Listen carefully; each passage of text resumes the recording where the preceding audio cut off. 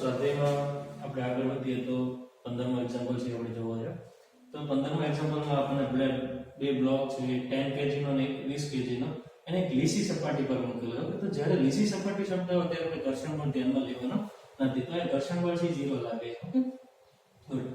તો હવે આ જે બે બ્લોક છે ને એક દોરી વડે બાંધેલા છે. ઓકે આ રીતે બે વચ્ચે દોરી છે અને આખી જે સિસ્ટમ છે એના પર એક 600 ન્યૂટનનું બળ છે લગાવવામાં આવે છે. ઓકે પહેલા જે છે ઓકે બે સવાલોમાં પૂછાય છે બે પરિસ્થિતિમાં કે ભાઈ 600 ન્યૂટનનું બળ છે એ ઉપર લગાવવામાં આવે. ઓકે F જે છે કોના પર લાગે એ ઉપર. ત્યારે તણાવ બળ કેટલું લાગશે? બીજો સવાલ આ જે F છે એ કયા બ્લોક ઉપર લગાવવામાં આવે? B ઉપર. ત્યારે દોરીમાં કેટલું તણાવ બળ ઉદ્ભવે? તો બંને કિસ્સામાં આપણે તણાવ બળ છે વધવાનું. ઓકે તો પહેલા આપણે એ ઉપર લાગતું બળ છે. બીજી વસ્તુ એ ઘર્ષણ બળ કઈ છે નહીં. તો તમે ધ્યાન જોશો ઘર્ષણ બળ નથી તો આને તમે અનુભવ કરી શકો છો. આને આ રીતે ખેંચશો આખું તંત્ર શું થશે? ગતિમાં આવશે. એટલે કે પ્રવેગી ગતિ કરશે પહેલા સ્થિર હોય એની પાછળ શું આવશે? વેગ આવશે. ઓકે જેટલી સ્પીડથી આ આગળ જશે એટલી સ્પીડથી બી પણ આગળ જશે. એટલે બંનેનો પ્રવેગ છે એ કેવો આવશે? સેમ આવશે. આખા તંત્રનો પ્રવેગ શું કામ? તો આ બંને બળ તમે જોશો તો એકબીજાને શું કરશે? કેન્સલ. એટલે પરિણામી બળ શું થશે? 0. આખા તંત્ર પર ખાલી કયું પરિણામી બળ આવશે? 600 ન્યૂટનનું. અને ન્યૂટનના નિયમ મુજબ પરિણામી બળ લાગે એટલે તંત્રમાં શું આવશે? પ્રવેગ આવશે. ઓકે આ જે છે આંતરિક બળ છે તંત્રના. જેવો તમે 600 ન્યૂટન લગાવશો એટલે દોરી ટાઈટ થશે અને આ તણાવ બળ અહીં ઉત્પન્ન થશે. પણ બે કેવા આવશે? પરસ્પર વિરુદ્ધ. આ એકબીજાને કેન્સલ કરશે. ઓકે અને ઘર્ષણ બળ હાજર છે એટલે આને નાબૂદ કરવા વાળો કોઈ છે એટલે તંત્ર કેવી ગતિ કરશે? પ્રવેગી. તો આપણે ધારી લઈએ પહેલા પ્રવેગ ગતિ નાખશું. જ્યારે પણ આ ટાઈપના દાખલા પૂછે ત્યારે પહેલા આખા તંત્રનો પ્રવેગ ગતિ નાખવાનો. ઓકે આનો પણ એ થશે અને આનો પ્રવેગ પણ એ થશે. અને એ હંમેશા કઈ રીતે હોય? બળની દિશામાં. આપણને ખ્યાલ છે પ્રવેગ હંમેશા બળની દિશામાં આવશે. ઓકે તો લખીને ધારો કે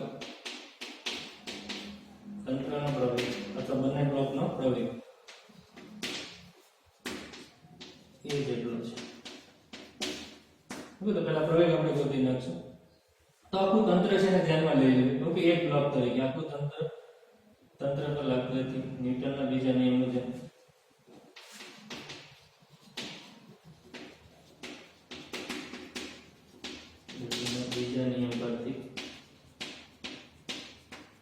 ઓકે પરિણામી બળ તંત્ર ઉપર લાગતું પરિણામી બળ. ઓકે F આખા તંત્રનો દળ આવશે. આખા તંત્રનો દળ એટલે શું? તો કે A બ્લોકનું દળ પ્લસ B બ્લોકનું દળ ઇન્ટુ તંત્રનો પ્રવેગ. ઓકે આખું તંત્ર એક આરે કન્સિડર કરી લો. એક જ બ્લોક તરીકે લઈ લો. એ બ્લોકનો પ્રવેગ કેટલો આવશે? A જેટલો આવશે.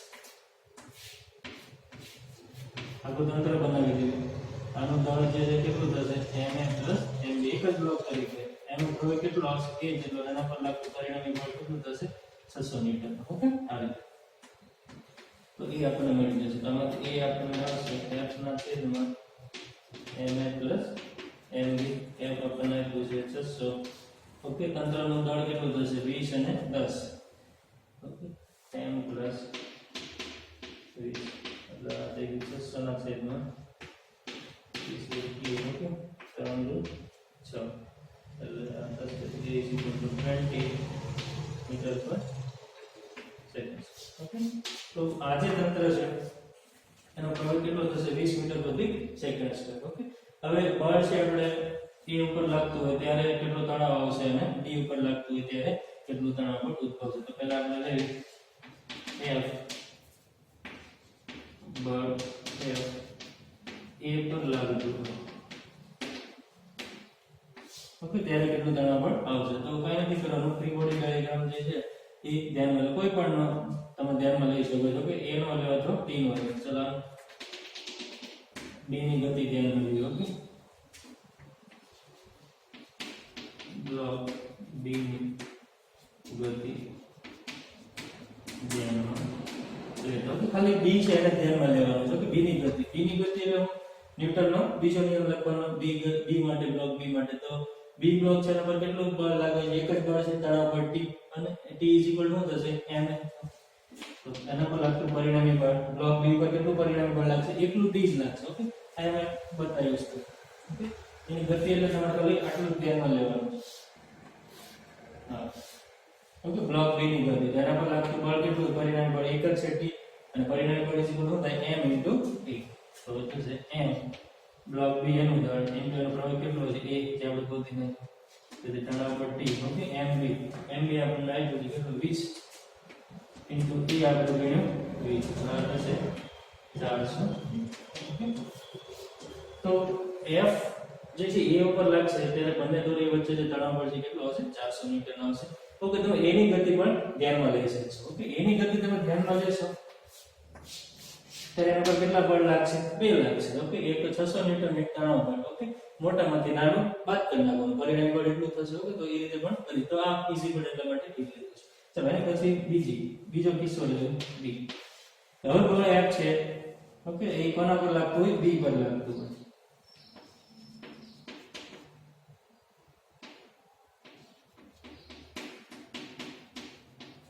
બ્લોક બી પર લાગે ઓકે ત્યારે શું થશે ત્યારે કેટલું તણાવ બળ આવશે ઓકે તો આને અહીંથી આપણે કાઢી નાખશું અને એ જે બળ છે આપણે ડી પર લગાવશું અને 600 ન્યૂટન ઓકે આ જે બળ આયા ક્યાં લગાવવાનું બી પર ત્યારે કેટલું તણાવ બળ આવશે તો હવે તમે બી જોશો તો બી ઉપર કેટલા બળ આવશે 600 ન્યૂટન અને તણાવ બળ એ ઉપર કેટલું છે ખાલી તણાવ બળ તો એની ગતિ ધ્યાનમાં લઈ લે બ્લોક એ માટે ન્યૂટનનો ગતિનો બીજો નિયમ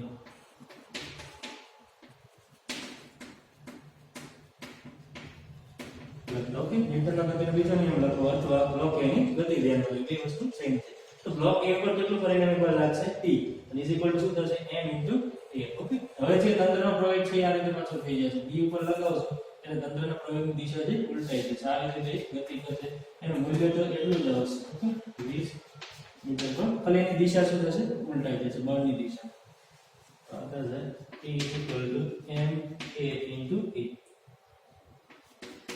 a m એટલે આપણને આપ્યું છે 10 પ્રવેગ જ આટલો જ આવશે 20 તો હવે તણાવ બળ કેટલો આવશે 200 ન્યૂટન ઓકે બી ઉપર જ્યારે બળ લગાવશો ત્યારે 200 ન્યૂટન આવશે એ ઉપર લગાવશો ત્યારે 400 ન્યૂટન કારણ કે આ ભારે છે તમને પણ ખ્યાલ આવશે ભારે છે તેને ખેંચવા માટે તણાવ બળની પણ વધારે જરૂર પડશે આ હલકો છે તો એને ખેંચવા માટે ઓછા તણાવ બળની જરૂર પડશે ઓકે અને બાકીનું જે છે 600 ન્યૂટન તો આને ખેંચે છે ફરી 600 ન્યૂટન કોને ખેંચશે બી 600 ન્યૂટન છે એ ઉપર લાગતું નથી એની ગતિ માટે પણ જવાબદાર છે તણાવ બળ ટી ઓકે અને એનું દળ ઓછું છે તણાવ બળ ઓછું આવશે જે પહેલા શું કર્યું હતું એને ગતિ કરવા માટે કોણ આપ્યું હતું 600 ન્યૂટન ઓકે જે બી ને કોણ ગતિ કરાવે છે તણાવ બળ ટી એનું દળ કેટલું છે 20 તો આયા છે તણાવ બળ આવશે વધારે જરૂર પડશે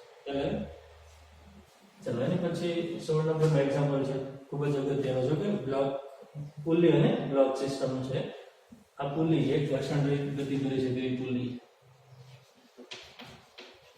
આ પુલી ઉપરથી એક દોરી છે કાઢી આપણે બાંધી દીધી પુલી સાથે ઓકે એ પણ ઘર્ષણ રહિત અમે ઘર્ષણ પર ધ્યાનમાં લેવાનું નથી આદર્શ સિસ્ટમ છે આપણે ધ્યાનમાં લીધી છે બ્લોક અને પુલીની સિસ્ટમ છે આના બંને છેડે બ્લોક m1 અને m2 બાંધેલા છે m1 નું દળ 12 kg છે m2 છે 8 kg તમે આને m1 m2 નું પણ કરી શકો છો એમાં કોઈ ફેર પડતો નથી તો બંને છે શરૂઆતમાં સ્થિર રાખેલા છે હવે આને આપણે જેવા છોડશું તો શું થશે આ 12 kg નો નીચે આવશે એટલી સ્પીડથી 8 kg નો ઉપર જશે બંને કેવી ગતિ કરશે પ્રવેગી તો બંનેના પ્રવેગ સેમ આવશે ઓકે કારણ જેટલી સ્પીડથી આ નીચે આવશે એટલી સ્પીડથી આ ઉપર જશે તો આનો જે પ્રવેગ છે એ પેલા દર્શાવી દો આનો પ્રવેગ ક્યાં આવશે નીચે જ્યારે આનો પ્રવેગ એ જેટલો ક્યાં આવશે ઉપર ઓકે તો આ પ્રવેગ વધવાના છે બંનેના પ્રવેગ અથવા તંત્રનો પ્રવેગ પણ તમે કહી શકો છો તો બંને નીચે આવશે અને બીજો સવાલ પૂછ્યો છે તણાવ બળ ટી ગોતવાનો છે તણાવ બળ હંમેશા ખ્યાલ છે આપણે જોયું થિયરી તણાવ બળ હંમેશા કેવું હોય છે પુલિંગ પ્રકારનું ઓકે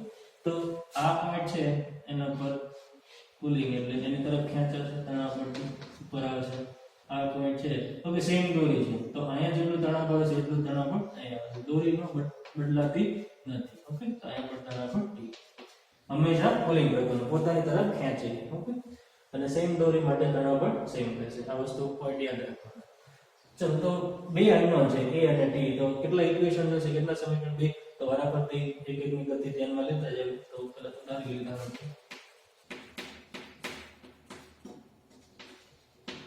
બંને બ્લોકનો સેમ થશે તો કોને કેટલો a જેટલો એટલે બંને બ્લોકનો પ્રવેગ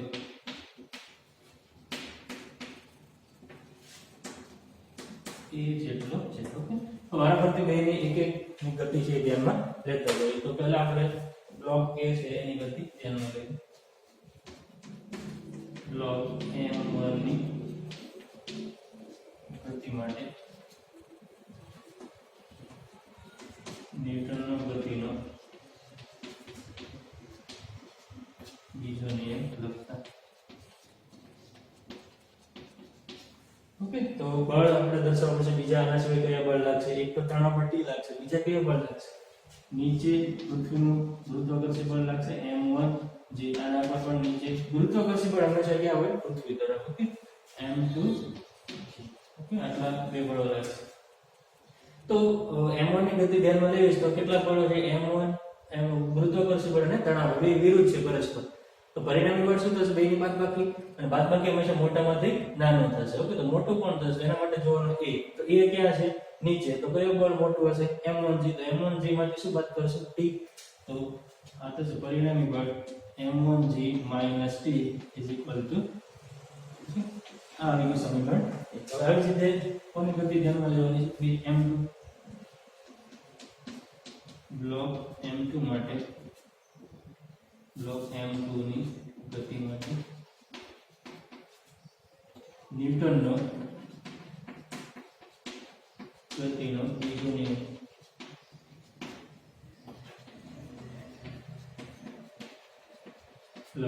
ઓકે, તો આના માટે વિદ્યાર્થી મિત્રો કોણ મોટું થશે? તણાવ પર T, કારણ કે પ્રવેગનો ક્યાં છે? ઉપર. તો કયું બળ મોટું હોવું જોઈએ? T. તો T - M2G થશે. T - M2G is equal to M2 into A. પરિણામી બળ is equal to M. Sorry, અહીંયા પણ થશે M1. Okay, F is equal to Ma. Okay, તો આનો દળ છે M1 into A, M2 into A. આ આવ્યું સમીકરણ. તો આ બેને ઉકેલી આપણે A અને T ગોતવાના છે. તો પહેલા શું કરો? બેનો સરવાળો કરો તો -T અને +T શું થશે? કેન્સલ. તો A આપણને મળી જશે. 1 + 2 કરતા તો P કેન્સલ થઈ જશે. M1G - M2G is equal to M1A plus M2A. Okay, આમાંથી એ સામાન્ય ઘટે એમ કરતા બનાવેલું છે. A is equal to આમાંથી G સામાન્ય નીકળે છે.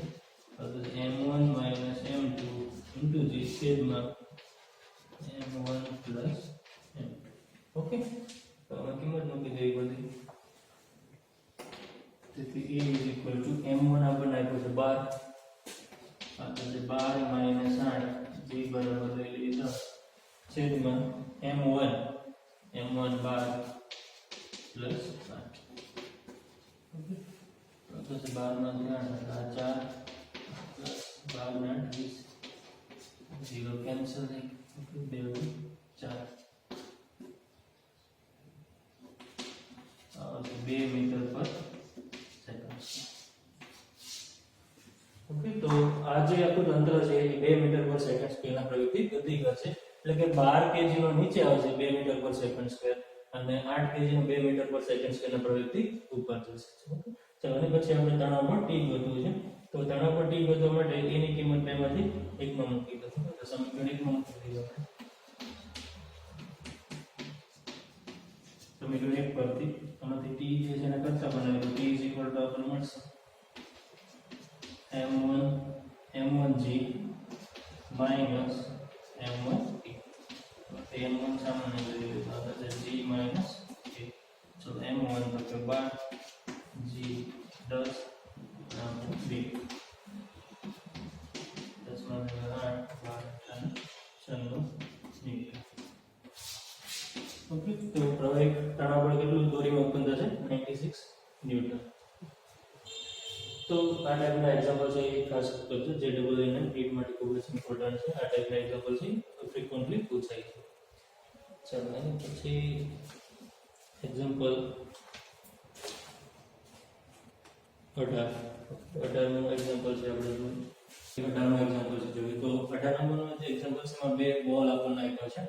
બંને એકબીજાની સામસામે આવે છે અને એકબીજા સાથે અથડામણ અનુભવે છે કે ટકરાય છે. ઓકે, બંનેના દળ સેમ છે. ઓકે, સેમ બોલ આપણને આપ્યા છે તો બેના દળ પણ સેમ ધારી લઈએ આપણે.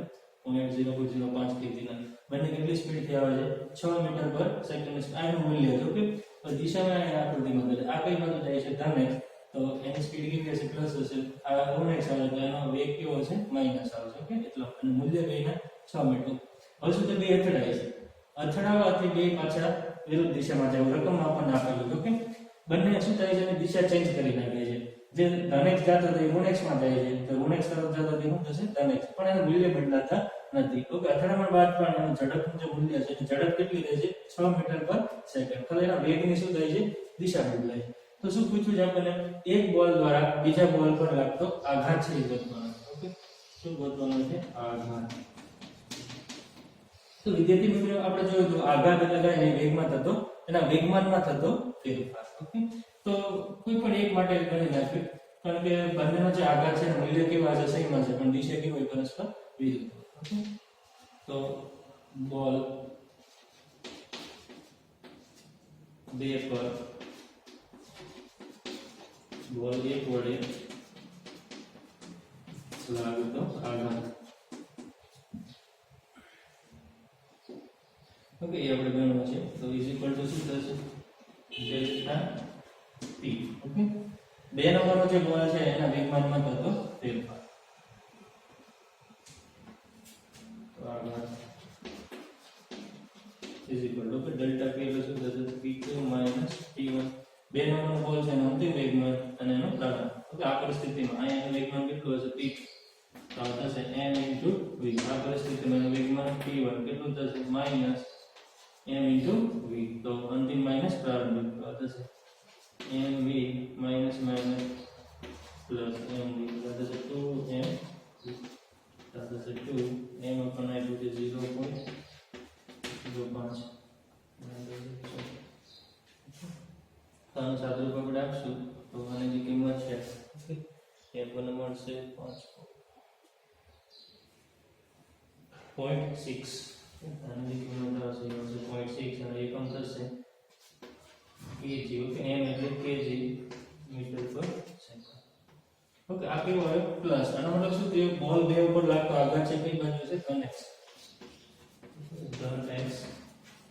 દિશા ઓકે ધન x દિશા તો બોલ 1 ઉપર ઓકે બોલ 1 ઉપર કેટલો આઘાત લાગશે સેમ આટલા જ મૂલ્યનો 0.6 kg મીટર પર સેકન્ડ પર કઈ દિશામાં ઋણ x દિશામાં લાગશે કોણ લગાવશે બે નંબર ઓકે તો આ રીતે મૂલ્ય સેમ હશે પણ દિશા પરસ્પર વિરુદ્ધ આવશે તો અને પછી 19મો એક્ઝામ્પલ જો તો 19મો એક્ઝામ્પલ છે એમાં એક તંત્ર આપણને આપ્યું છે ગન અને બુલેટ વાળું જે તંત્ર છે તો આપણને ખ્યાલ છે કેવું છે અલગ કરેલું તંત્ર છે ગન બુલેટ તો એમાંથી એક સેલ છે ફાયર કરવામાં આવે છે કેટલી ઝડપે 80 મીટર પર સેકન્ડ આગળની સેલ આગળ જશે તો ફાયરિંગ ના લીધે કે સેલ એના પર શું કરશે પાછળ ધક્કો મારશે ઓકે ધક્કાના કારણે અમુક સ્પીડ થી જે ગન થી પાછળ આવશે તો કેટલી ઝડપથી ગન પાછળ આવશે એની ઝડપ આપણે ગોતવાની છે ઓકે તો સેલની ઝડપ આગળ હશે ગનની ઝડપ શું હશે પાછળ હશે ઓકે તો મેં દિશા દર્શાવી છે આગળ અને પાછળ તો આને તમે ધારો કે પ્લસ લો આને શું લેવી પડશે માઈનસ ચાલો માઈનસ ની આ શું દર્શાવે છે દિશા પ્લસ માઈનસ શું દર્શાવે છે દિશા સેલની ઝડપ આગળ છે એટલે પ્લસ જ્યારે ગનની ઝડપ પાછળ છે એટલે માઈનસ લીધી ચલો બેની દળ આપણને આપેલું છે તો કઈ રીતે ગોતશો તો આપણને ખબર છે અલગ કરેલું તંત્ર છે તો આના માટે વેગમાન સંરક્ષણનો નિયમનું પાલન થશે ઓકે તો વેગમાન સંરક્ષણ નિયમ શું હતો તો કે પ્રારંભિક વેગમાન તંત્રનું પ્રારંભિક વેગમાન અને તંત્રનું અંતિમ વેગમાન કેવું થશે અચળ એટલે કે સમાન થશે તો પહેલા પ્રારંભિક વેગમાન ગોતી નાખો તંત્રનું પ્રારંભિક વેગમાન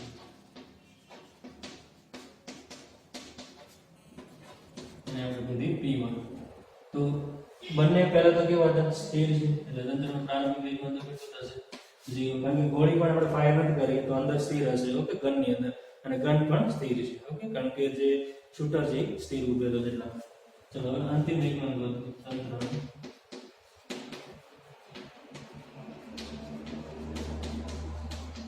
અંતિમ વેગમાન p2 ગોળીનું વેગમાન ઓકે સેલનું વેગમાન પ્લસ ગનનું વેગમાન તો સેલનું વેગમાન કેટલું થશે m * v ઓકે એનો દળ છે m અને ફાયરિંગ પછીની ઝડપ કેટલી છે v તો m * v ચલો હવે જે ગન છે એનું વેગમાન તો એનું દળ કેટલું છે કેપિટલ M અને એની સ્પીડ કેટલી છે ગનની ઝડપ કેટલી છે માઈનસ v એટલા માટે આનું જે વેગમાન આવશે કેવું આવશે માઈનસ આવશે એટલા માટે -m ઓકે જો તમે માઇનસ નહીં લો, ઓકે, આ નિશાને ધ્યાનમાં નથી લેતા, તો જ્યારે તમે ગણતરી કરશો તો જવાબ શું આવશે? માઇનસ આવશે. માઇનસ શું દર્શાવશે? દિશા દર્શાવશે.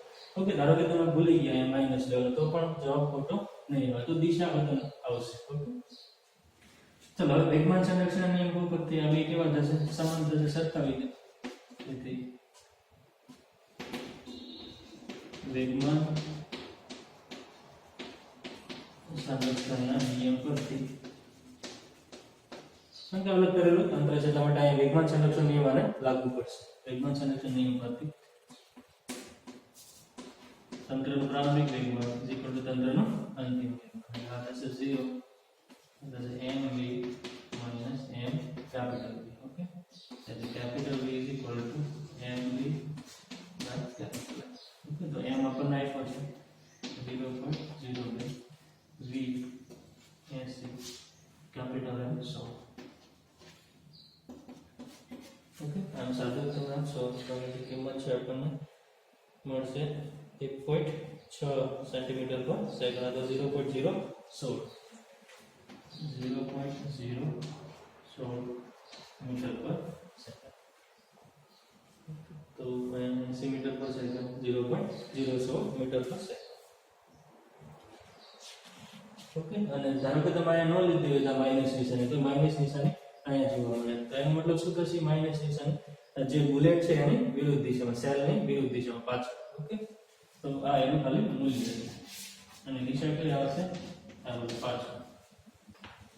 ચલો, અને પછી 20મું એક્ઝામ્પલ છે દોરી. તો 20મા એક્ઝામ્પલમાં શું કીધું છે? એક દોરી સાથે એક પથ્થર છે બાંધેલો છે અને એ પથ્થરને સમક્ષિત સમતલમાં વર્તુળાકાર ગતિ કરવામાં આવે છે. ઓકે, વર્તુળાકાર, અને ત્રિજ્યા પણ આપણને આપી છે, એની સ્પીડ આપણને આપી છે 400. ઓકે, અહીંયા એની કોણીય ઝડપ આપી છે. આગળ આપણે ભણશું વર્તુળાકાર ગતિમાં કઈ ઝડપ આવે? કોણીય ઝડપ. રેખીય ગતિમાં રેખીય ઝડપ આવે. એ વસ્તુ તો 40 પરિભ્રમણ પર મિનિટ આપણને આપેલું છે. તો ઓમેગાની જે એકમ છે એ રેડિયન પર સેકન્ડ હોય છે, અને કન્વર્ટ કરવું પડશે આપણે રેડિયન પર સેકન્ડ.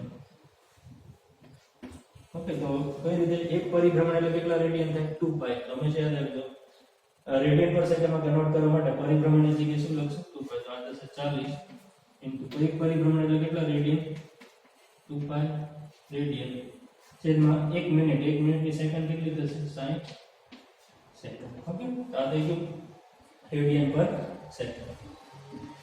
આ બંને કેન્સલ થઈ જશે. 4 × 8 8π છેદમાં 6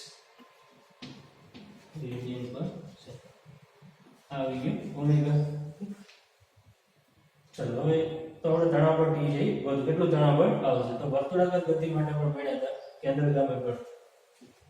ઓકે, આ રીતે દોરી છે અને અહીંયા પથ્થર બાંધેલી સમક્ષિત સમતલમાં આ રીતે પરિભ્રમણ કરે છે.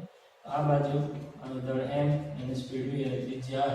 તો કેન્દ્રગામી બળ, ઓકે, આ બાજુ કેન્દ્રગામી બળ જશે. કેટલું કેન્દ્રગામી બળ જશે? mv²/r જેટલું. તો એની કોણ પૂરું પાડશે? દોરી છે તો તણાવબળ T પૂરું પાડશે. ઓકે, તો કેન્દ્રગામી તણાવબળ T અહીંયા શું થશે? તણાવબળ T કેન્દ્રગામી બળ કેટલું? તો કે mv²/r. ઓકે, એટલે કે T બરાબર થશે mv²/r. થશે m. ઓકે, અને v આપણને આપ્યો નથી. શું આપ્યું છે? ઓમેગા. તો ઓમેગા અને v ને સંબંધ છે. ઓકે, v આપણે જે ચાક ગતિ ભણશું ત્યારે ભણશું. તો v = r ઓમેગા. ઓકે, આ સંબંધ છે બંને ખ્યાલ રાખજો. રેખીય ઝડપ અને કોણીય ઝડપ વચ્ચેનો સંબંધ છે. v = r omega. આમાંથી ઓમેગાની આપણે કિંમત મૂકી, તેથી ઓમેગા = થશે v/r.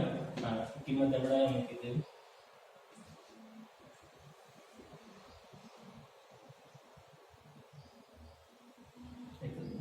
ઓકે, આપણને ઓમેગા આપ્યું છે તો ઓમેગાના સ્વરૂપમાં મૂકવું પડશે. ઓકે, હા, તો ઓમેગાના સ્વરૂપમાં સીધી v ની કિંમત મૂકશું, કારણ કે આપણને v નથી આપ્યું. શું આપ્યું છે? ઓમેગા. તો v બરાબર શું લખીએ? ભાઈ r ઓમેગા. અહીં મૂકવી r ઓમેગા. તો આ થશે r² * ઓમેગા². એક આ ઉડી જશે એટલે થશે r ઓમેગા². ફરી વાર શું કર્યું મેં? v ની જગ્યાએ શું મૂક્યું? r omega. તો અહીંયા સ્ક્વેર છે તો થશે r² ઓમેગા². એક r છેદમાં તો એક ઉડી ગયો એટલે r ઓમેગા². હવે બધી આપણે કિંમત મૂકી, બધી કિંમત મૂકી અને સાદુરૂપ આપણે આપશું તો જે તણાવબળની જે કિંમત આવશે, ઓકે, એ કિંમત આપણને મળશે 6.6 ન્યૂટન. 6.6 ન્યૂટન આવશે. આમાં બધી કિંમત મૂકી સાથે રૂપ આપશો એટલે 6.6 ન્યૂટન તણાવ બળ આપણને મળશે. ઓકે, ચલો એના પછી વિદ્યાર્થી મિત્રો સેમ આ જ એક્ઝામ્પલ છે. હવે આપણને શું આપી દીધું છે? તણાવ બળ આપી દીધું છે 200 ન્યૂટનનું. તો ઝડપ કેટલી હશે? સેમ એક્ઝામ્પલ છે. આમાં v આપણે આપ્યું હતું કે v લઈ લીધું હતું. v ની જગ્યાએ હું મૂકી દીધું r ઓમેગા અને તણાવ બળ t છે ગોતવાનું હતું. તો અહીંયા t આપી દીધું છે, શું ગોતવાનું છે? v ગોતવાનું છે. તો સેમ આ સૂત્ર t max અને મેક્સિમમ આપણે પૂછ્યું છે તણાવ બળ છે મેક્સિમમ ઉત્પન્ન થાય છે, મેક્સિમમ લાગે તો ઝડપ પણ અહીં કેવી હશે? મેક્સિમમ. તો આ થશે m vmax square by r. Okay, તો આમાંથી vmax છે એને કરતા બનાવ્યું. તેથી vmax square is equal to tmax into r by m. તેથી vmax square is equal to tmax એટલે આપણને આપ્યું છે 200 r વર્તુળમાં આપણી ત્રિજ્યા કેટલી રાખવાની છે? 1.5 છેદમાં m. જે પથ્થર છે એનું દળ આપણને આપ્યું છે 0.25. ઓકે, આનો સાદુરૂપ આપો અને વર્ગમૂળ પણ કાઢવાનું છે. તેથી vmax, ઓકે, vmax સ્ક્વેર છે તેથી vmax બરાબર શું થશે? અંડર રૂટ 3 બાજુ વર્ગમૂળ લઈ લઈશું.